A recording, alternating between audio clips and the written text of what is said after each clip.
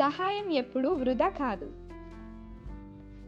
ఇతరులకు సహాయం చేయాలంటే కొందరు వీళ్ళకు సహాయం చేస్తే మనకేమొస్తుంది అని అనుకుంటారు. సహాయం ఎందుకు చేయాలి? చేస్తే ఏం జరుగుతుంది? మనం చేసిన మేలు మనకి ఎలా మేలు చేస్తుంది అనేది ఈ కథలో తెలుసుకుందాం. వెల్కమ్ టు సుభాషితాలు. ఇటువంటి మరిన్ని కథల కోసం మా ఛానల్ని సబ్స్క్రైబ్ చేసుకోండి. ఇలాంటివే ఇంగ్లీష్, హిందీలో వినడానికి మా ఛానల్ ద వాయిస్ టేల్స్ని సబ్స్క్రైబ్ చేసుకోగలరు. ఒక సాయంత్రం డాక్టర్ రమేష్, డాక్టర్ అనిత అనే వైద్య దంపతులు ఒక కుటుంబ వివాహం ముగించుకొని రాత్రి వేళ ఇంటికి తిరిగి ప్రయాణిస్తున్నారు. వారు దట్టంగా ఉన్న చెట్లతో నిండిన అడవి మార్గంలో ప్రయాణిస్తున్నప్పుడు వారి కారు అకస్మాత్తుగా ఆగిపోయింది. ఇంజిన్ మళ్ళీ స్టార్ట్ కాలేదు.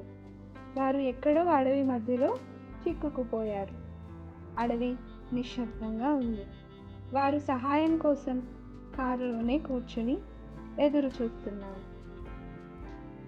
గంటలు గడిచాయి. చంద్రుడు ఆకాశంలో పైకి వచ్చాడు. అప్పుడు దూరంగా ఒక బైక్ శబ్దం వినిపించింది. ఒక వ్యక్తి బైక్పై వచ్చి ఆగాడు. బైక్ హెడ్లైట్ వెలుగులో అతని ముఖం స్పష్టంగా కనిపించింది. ఆ వ్యక్తి ఏమైంది అని అడిగాడు. డాక్టర్ రమేష్ తమ సమస్యను వివరించారు. ఆ వ్యక్తి తనను తాను పరిచయం చేసుకున్నాడు. నా పేరు రాజు. నేను ఒక కార్ మెకానిక్ని. నాకు మీ కార్ని చూసే అవకాశం ఇవ్వండి అని అన్నాడు చిరునవ్వుతో. తన టూల్ కిట్ తీసుకొని రాజు చిన్న టార్చ్ వెలుగులో ఒక గంట సేపు కష్టపడి వారి కారును సరిచేశాడు. ఆ దంపతులు చాలా సంతోషంతో రాజుకు థ్యాంక్స్ చెప్పారు. అప్పుడు డాక్టర్ అనిత ఇలా అన్నారు. రాజు, మీరు మా కోసం చాలా చేశారు. మీరు ఎంత డబ్బు అడిగితే అంత మేము ఇస్తాము. దానికి రాజు తల ఊపుతూ, ఇబ్బందుల్లో ఉన్న వారికి సహాయం చేయడం మన బాధ్యత. మీరు నా గ్యారేజ్కి వచ్చి ఉంటే నేను ఖచ్చితంగా డబ్బు తీసుకునేవాడిని. కానీ ఈ సమయంలో మీకు సహాయం చేయడం నా కర్తవ్యం. నేను డబ్బు కోసం ఇదేది చేయలేదు అని చెప్పాడు. వాళ్ళు మళ్ళీ అడగకముందే రాజు చిరునవ్వుతో వారికి వీడ్కోలు చెప్పి వెళ్ళిపోయాడు. కొన్ని సంవత్సరాల తర్వాత రాజు గ్యారేజ్కి పెద్ద నష్టాలు వచ్చి పేదవాడయ్యాడు. ఒకరోజు బైక్ మీద వెళ్తున్నప్పుడు రాజు ప్రమాదానికి గురయ్యాడు. అతను చాలా గాయపడ్డాడు. కొందరు మంచి మనుషులు అతన్ని దగ్గరలో ఉన్న చిన్న హాస్పిటల్కి తీసుకువెళ్ళారు. కానీ అక్కడి వైద్యులు అతన్ని పెద్ద హాస్పిటల్కి తరలించాలని చెప్పారు. డబ్బు లేకపోవడంతో రాజు పరిస్థితి చాలా కష్టంగా మారింది. కానీ ఆ వ్యక్తులు అతన్ని దగ్గరలో ఉన్న పెద్ద హాస్పిటల్కి తీసుకువెళ్ళారు.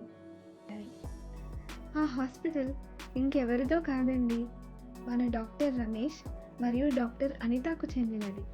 వారు రాజును చూసిన వెంటనే అడవిలో తమకు సహాయం చేసిన వ్యక్తి అని గుర్తించారు. వారు అతనికి మంచి చికిత్స అందించారు.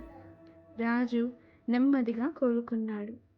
కొన్ని రోజుల తర్వాత రాజు తమ వైద్యులను కలవాలని కోరాడు. డాక్టర్ రమేష్, డాక్టర్ అనిత అతని గదిలోకి వచ్చారు. నా ప్రాణాలు కాపాడినందుకు ధన్యవాదాలు అని అన్నాడు రాజు. మీకు నేను డబ్బు చెల్లించలేను, కానీ నా చిన్న ఇంటిని అమ్మి కొంత ఇచ్చేందుకు ప్రయత్నిస్తాను.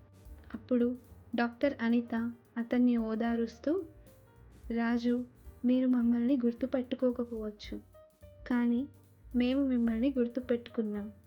ఆ రాత్రి అడవిలో మీరు మాకు సహాయం చేశారు.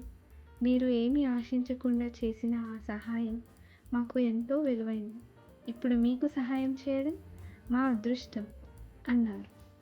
రాజు ఆ మాటలకి కన్నీటి పర్యంతమయ్యాడు. దేవుడు అనుకోని రీతిలో దారి చూపుతాడు అని తనలో తాను అనుకున్నాడు.